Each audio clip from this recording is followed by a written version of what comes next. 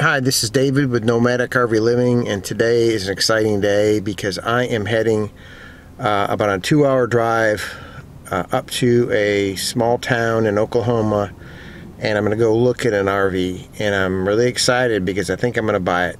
This will be my first RV, so I got the gas in the SUV, got the coffee, and ready to go, so let's go check it out.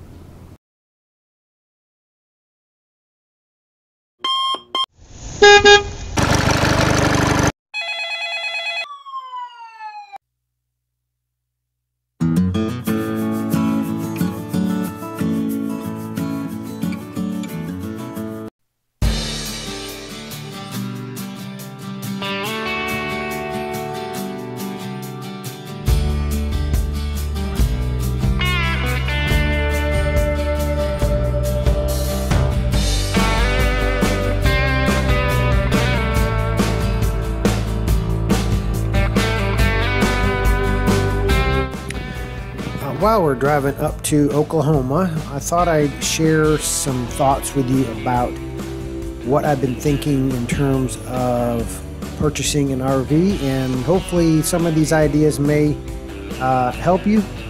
Some things you may have not thought about. A couple of things with my situation is two main items. One is my towing ability. I have a 6-cylinder SUV that can only tow up to 5,000 pounds. So that severely restricts what I can tow.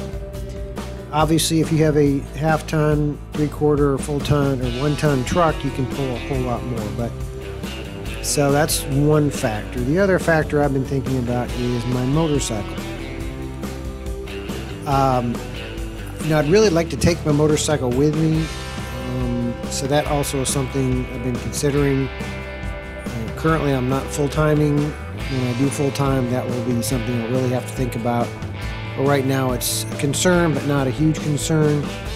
So I'm going to share with you a couple different options I've been considering. I'm not going to talk about all different types of RVs, the pros and cons of each one. There's other people who've done a great job on that already, but I'm going to share with you kind of some of the things that I've been thinking about. The first option I've been really considering is a converted cargo trailer. Either buying one new and converting it, or buying one that's already been converted. A 6x12 or 7x12 single axle cargo trailer. Used about 2,000, new about 2,500 to 3,000. But with that, I have to do all the work to turn it into a camper.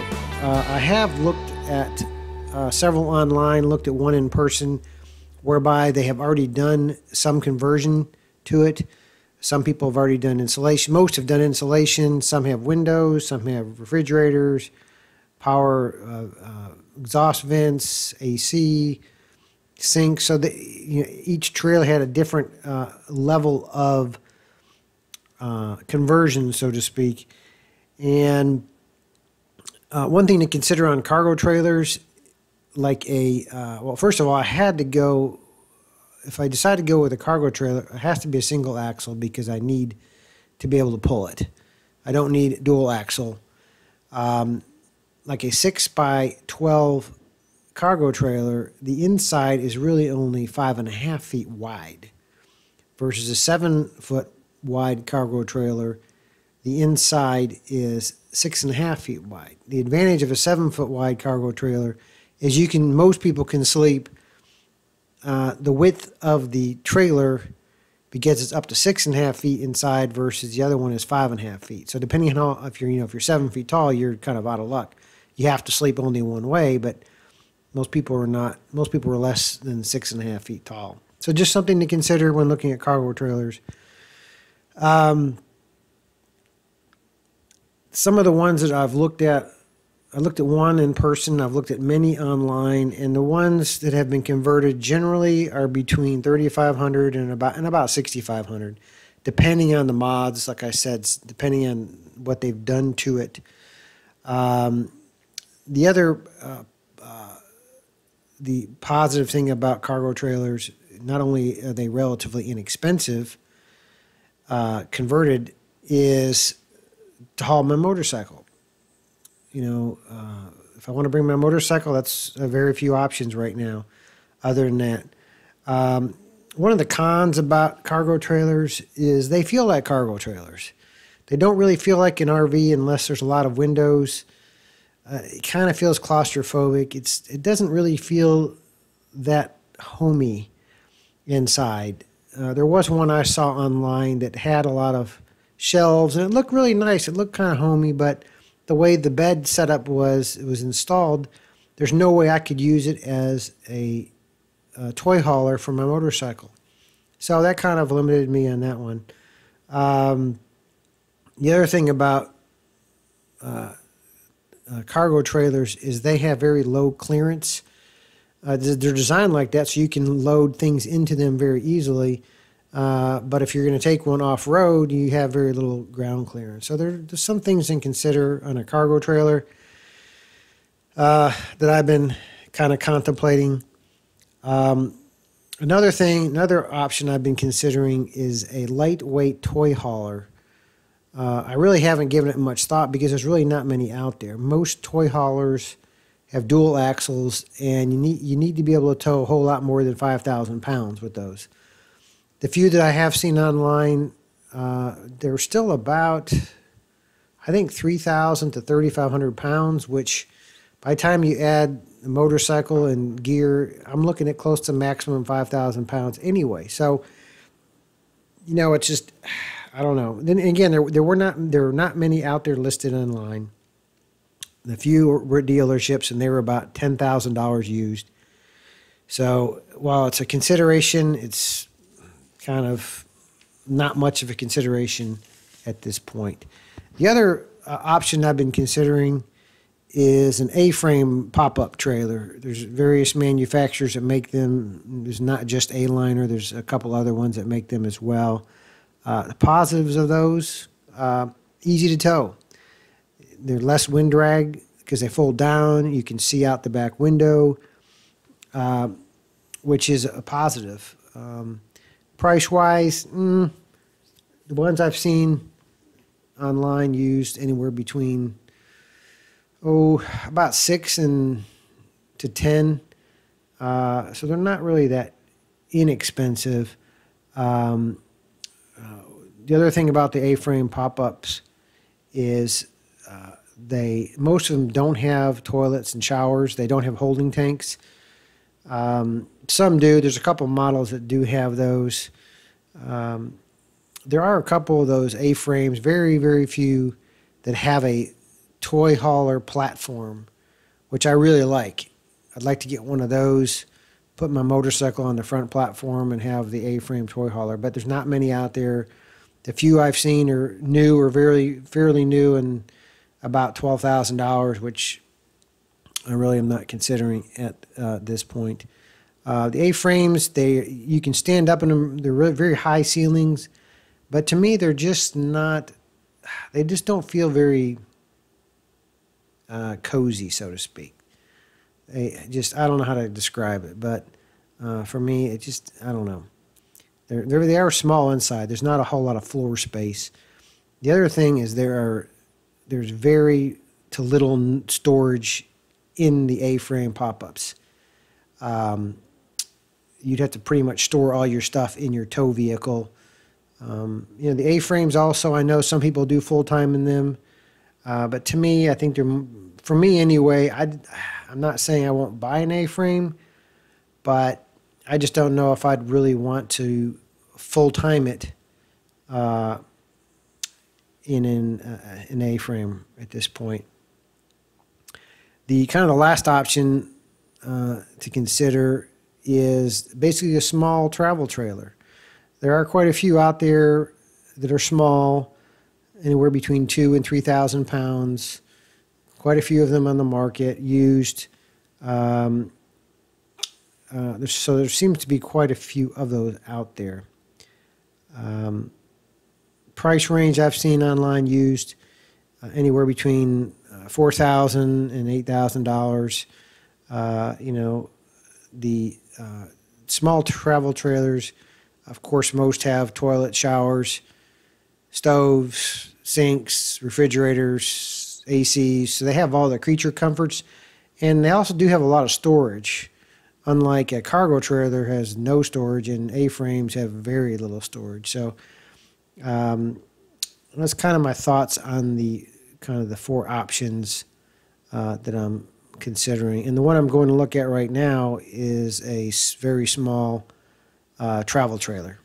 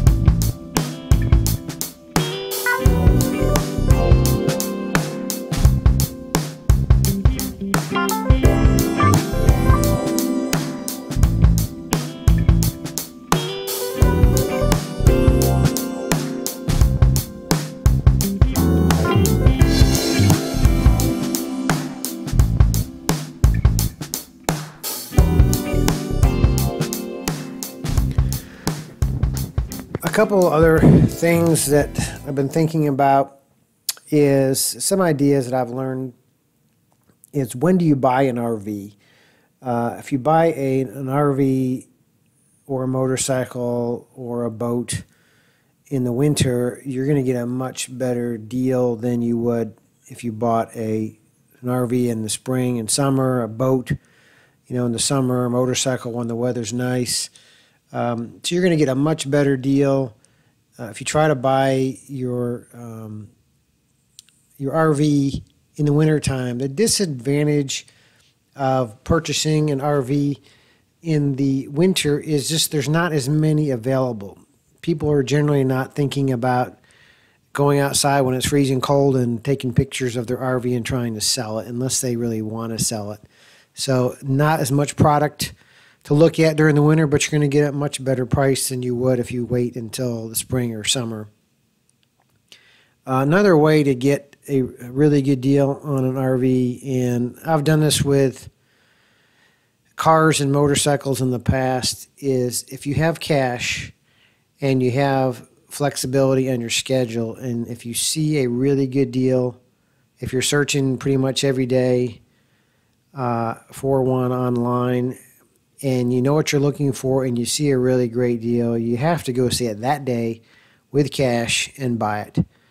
Otherwise, it will not be there if you wait. I've purchased several cars that way, and I've lost several that way. A couple I just couldn't get to in time. In fact, there were 3 recent RVs I was looking at. There were great deals, and I just couldn't get away. And there was one, if you know anything about casitas, they're very popular and they hold their value. And I think this was, I think it was a 2004, and the pictures looked, it was in great shape. I mean, it was in really good condition, and he was asking $3,400 for it. And I just couldn't leave work, didn't have cash on me, and I just couldn't get to it. And it was sold in about 3 hours. So if you know what you're looking for, you've got cash, and you've got flexibility, and you're looking almost daily online, whatever you use, Craigslist, Nextdoor, OfferUp or whatever, you can get a really great deal. You can still get a good deal. It's just probably not going to get a screaming deal. The other thing to consider, at least my opinion, is if you buy from a dealership, you're not going to get a fantastic deal, especially used. Yeah, you might be able to negotiate and get a pretty good deal, but if you buy from an owner, I think you have a much better chance of getting a better price. Dealers have to make a profit, so you're not going to steal one. At least that's my opinion. I'm not saying I would not buy from a dealership, but I've just had much better luck dealing with people online and purchasing in person quickly to get the best deal. So anyway, I hope those additional thoughts, things you can consider.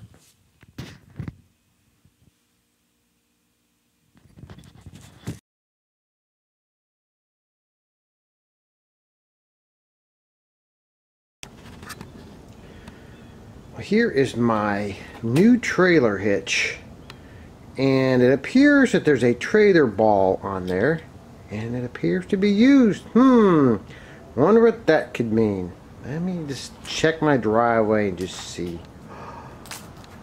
What do you know? There is a trailer in my driveway. I bought it. Let me show you around.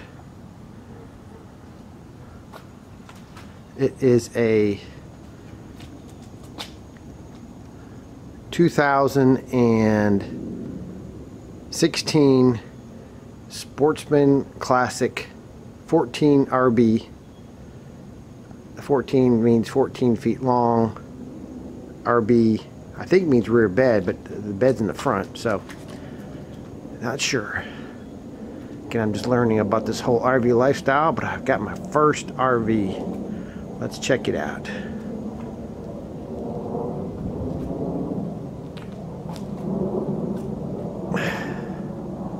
There it is.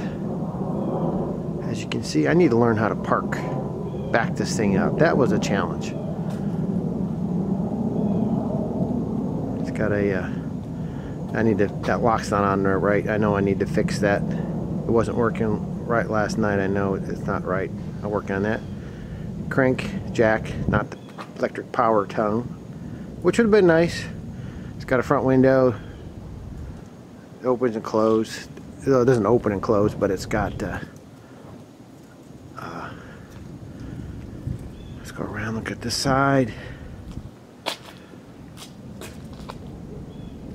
There it is. It's got an awning.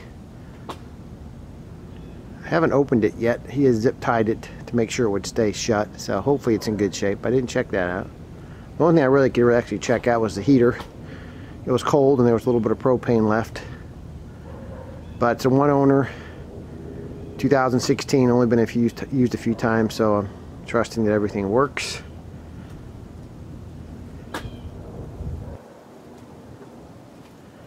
And got one little step.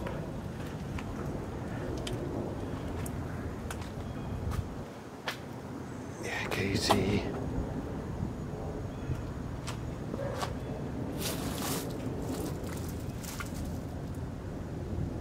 There it is.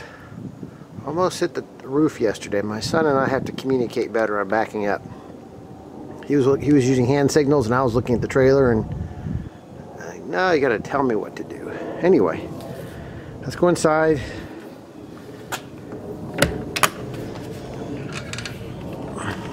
Got a screen door. There's a closet right there. I'll show you in a second. Walk in. There's a bathroom. 2-burner stove, sink, refrigerator. That bed, that table comes down and you can make a bed. That's my plan. It's to turn it into a bed area. It's got a lot of storage, microwave, storage up there, basic microwave, I mean not microwave, AC unit,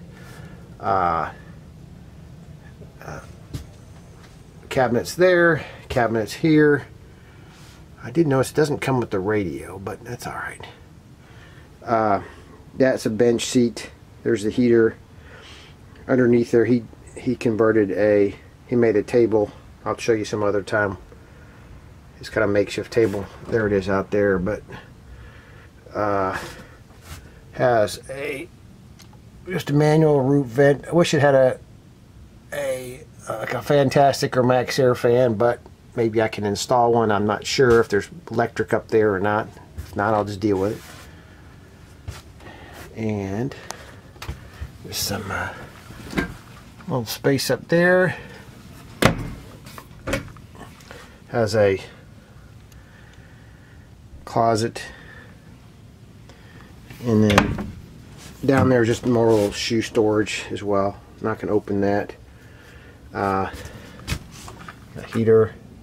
There's a heater. It also has these. It tells like the tank level and battery level. I'm not sure. Oh no. It showed the battery yesterday. I don't know how that works. I need to figure out how this stuff works. Because it did show the battery. Why isn't the battery not on? Huh. That's weird. Don't know. Anyway, a lot to learn. New with this RV stuff. Of course, toilet. Bathtub shower. It's got another vent over there. No power. That's weird. Anyway, that's pretty much it for now. In the interior side, anyway. I turn the lights on, so I know there's power. But how the battery indicator works, I don't know. Anyway, at least I know there's still power. Well, that's some kind of smoke detector.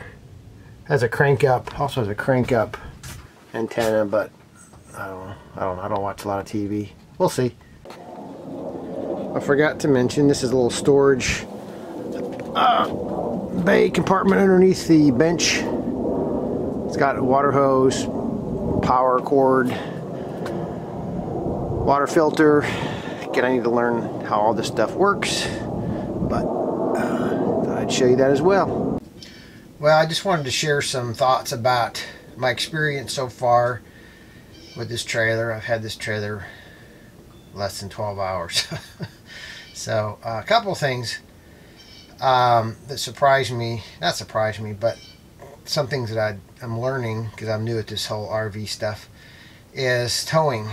My SUV is rated for a maximum towing capacity of 5,000 pounds. This trailer weighs about 2,100 pounds empty, and towing it, I was surprised there was no sway, which is good, so I don't have to worry about getting sway bars.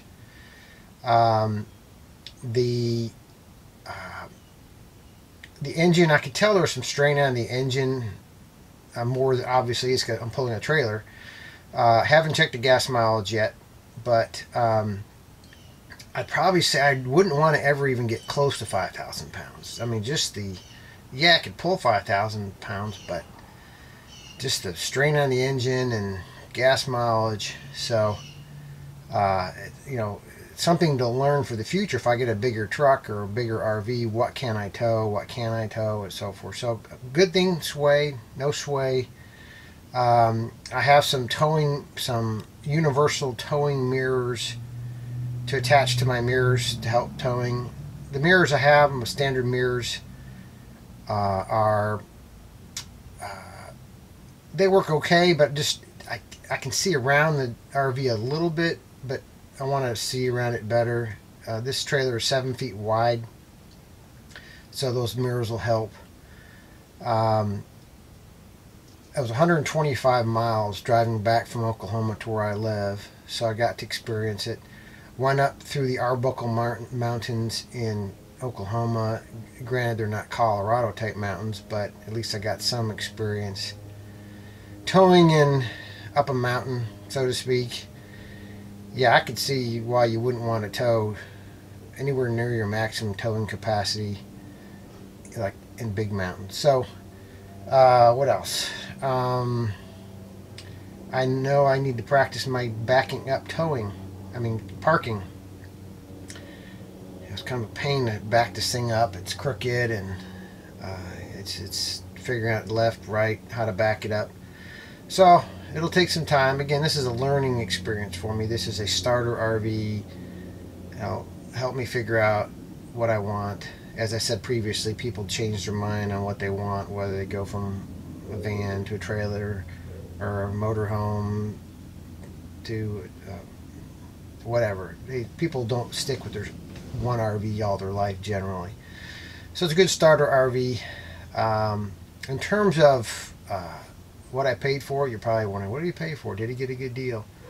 As I said earlier, the goal is to not lose a bunch of money, because I'm not going to keep this thing forever. But when I'm looking at a purchase price, I use the NADA guide. You just Google NADA 2016 Sportsman Classic 14 RV or whatever you're looking for, and it shows the low retail, average retail, and MSRP.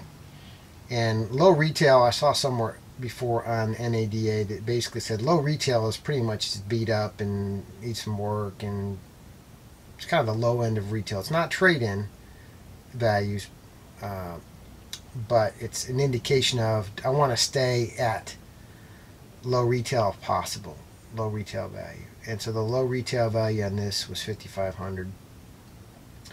And through talking to the guy and negotiating, I paid $5,000 for it. It was his payoff. He just bought a new car, he bought a new motorcycle, and wasn't using this. Only used it a few times. So the way I look at it is, I could probably sell it and actually make a little money, but that's not my intent. As long as I can use it for a year or two and break even, or maybe make a little money, I don't know. I'm not too concerned about that right now. It's just I'm getting practice. I'm getting practice for this whole RV lifestyle. And then I thought about it last night. You know, this is a good, just a way to start. I'll learn, make some mistakes, see what I like with this trailer, see what I don't like about it, and just get some experience and practice with it. The other thing to think about when you're buying an RV or even a car or motorcycle is, in this instance, I didn't ask, I just assumed, but he had a clean title, it was in his name, but it had a lien on it. And you get into the situation of, well, what do you do about the lien? In Texas, it's different than in Oklahoma. In Texas, you basically have to send the lender the money, and then a couple weeks later, they send you the title. You know, you don't want to give the guy the money. So in Oklahoma, they give you the title, but it's got a lien on it still. So what you have to do is, we actually went to his bank, his credit union. I gave him the money. They signed over the title, did a lien release, and so it was an all-day affair. We had to change I had a 4-pin, I think it's called a 4-pin trailer hitch, and his was I think it's the 6. It's the round 6. I think it's 6, and they wouldn't fit. And I had an adapter. It was male to male, so we had to monkey around. We finally went to a AutoZone or something. Yeah, I think it was AutoZone, and he rewired it, so it doesn't look good right now, but at least it works. That's kind of my goal. Got it home, kind of clean it up, see how things work, and enjoy it. So anyway, hope you found this video somewhat useful and enjoyed it. And if you're not already a subscriber, please subscribe below, and there's also a bell notification down there, so the next time I upload some more videos, you will be notified. And I appreciate your time. I know your time's valuable. We all want to be good stewards of our time, and I appreciate your support to watching my videos, because I really enjoy doing this. This is kind of fun. It's a fun hobby, and enjoy it. Actually, I really enjoy the editing part. That's fun. Music and stuff. So anyway, thanks for watching. Thanks for subscribing, and have a great day.